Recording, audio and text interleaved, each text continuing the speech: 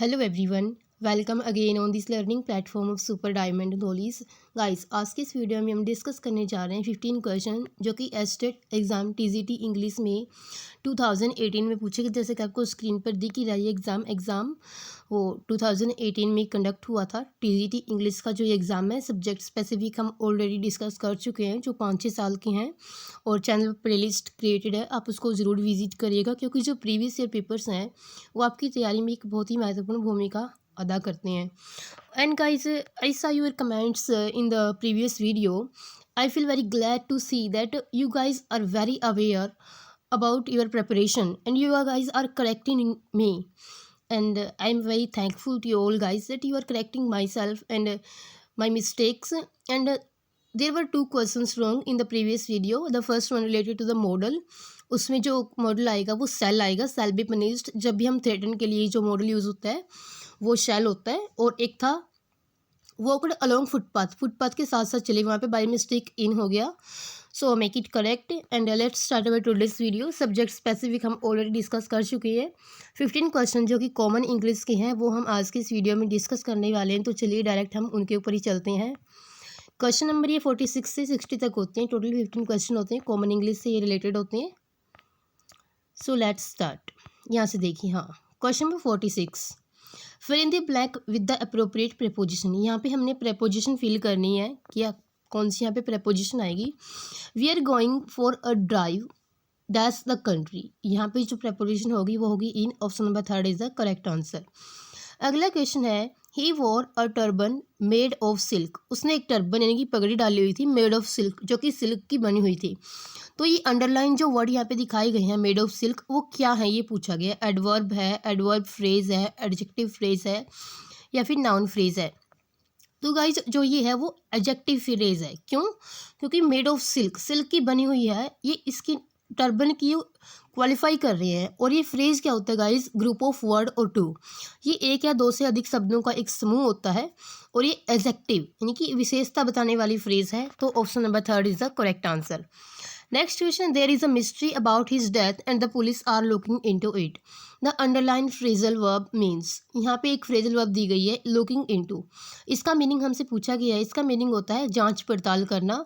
तो option number 1 इसका correct answer. To investigate. Take care of होता है देखभाल करना।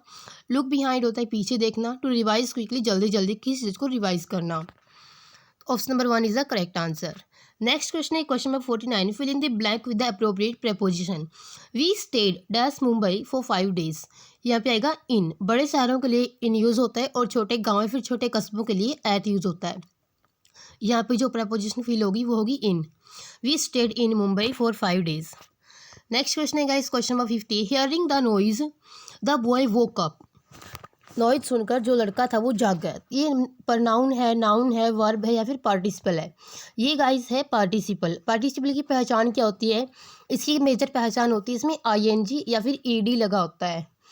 और ये नाउन को या फिर प्रोनाउन को क्वालिफाई कर रहे होते हैं, इसी को इनको ही पार्टिसिपल बोला जाता है। और इनके पीछे डी, ईडी, आईएनजी, ये सब इसकी पहचान है। ये नाउन या प्रोनाउन फ्रेज को क्वालिफाई करते हैं, पार्टिसिपल इनको बोलते हैं।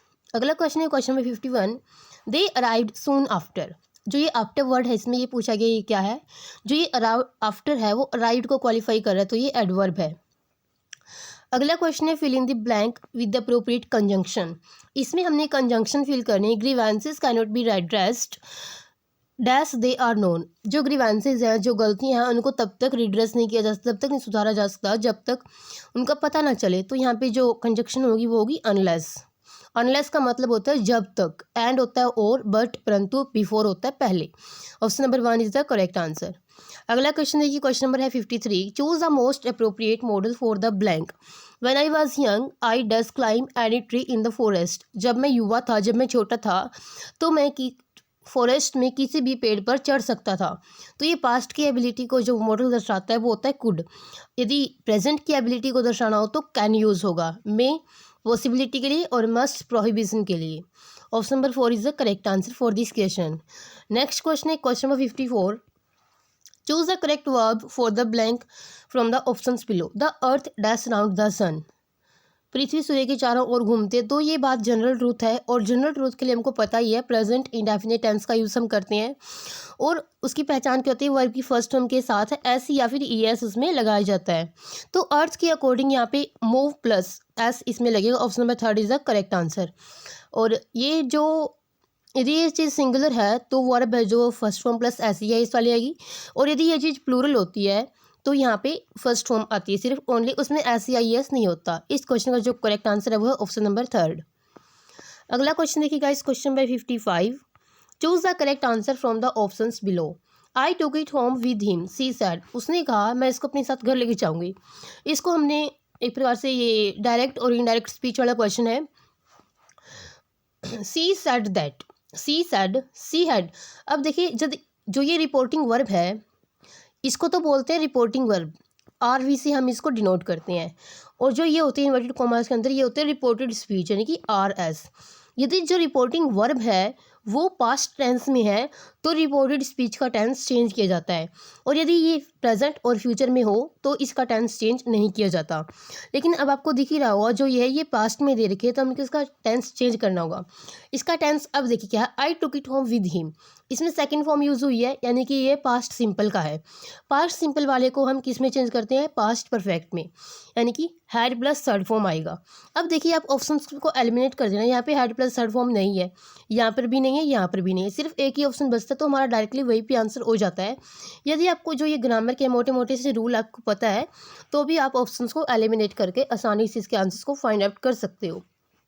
सी सैड, उसके बाद she had taken it home with her, उसके साथ वो ले गई। मे है जो फर्स्ट पर्सन का प्रोनाउन है इसको हम सब्जेक्ट में चेंज करते हैं। आई जो कि एक लड़की है उसके लिए हर यहाँ पे यूज़ हुआ है। कुछ इंपॉर्टेंट से रूल है, इफ़ यदि आपको लगता है कि आपको वो जानने हैं तो मुझे कमेंट डाउन करना, मैं आपको मोटे मोटे से रूल्स है जिसकी active voice, passive voice, voice के भी, और नरेशन जिसमें डायरेक्ट और इनडायरेक्ट स्पीच होती है उसके मैं आपको प्रोवाइड करवा दूँ वीडियो में।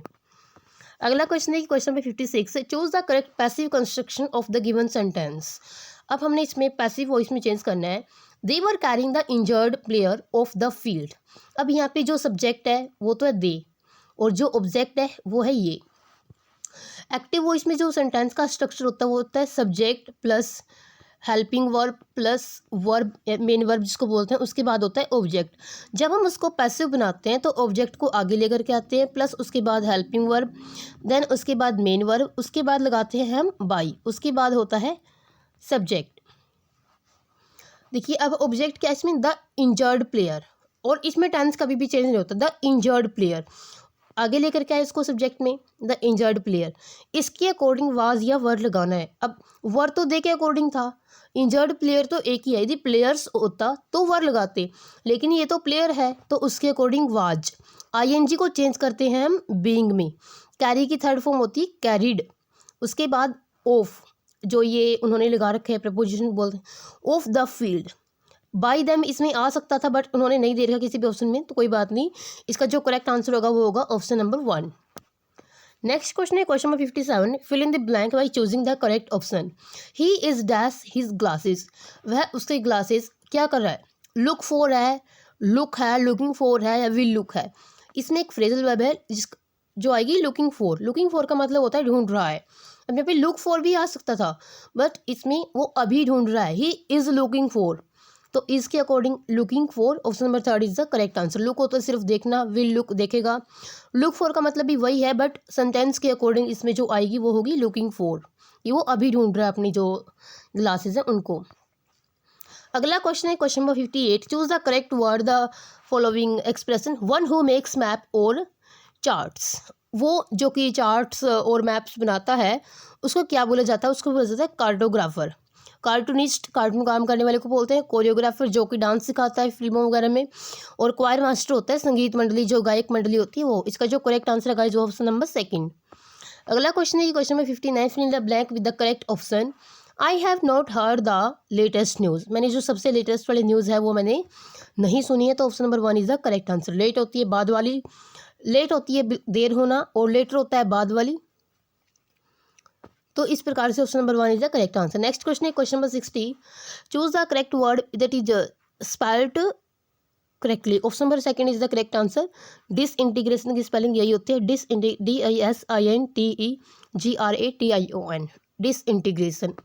सो गाइस ये थी आज की वीडियो। आई होप आपको वीडियो पसंद आई होगी। If you still have any doubt any query then let me know through the comment box.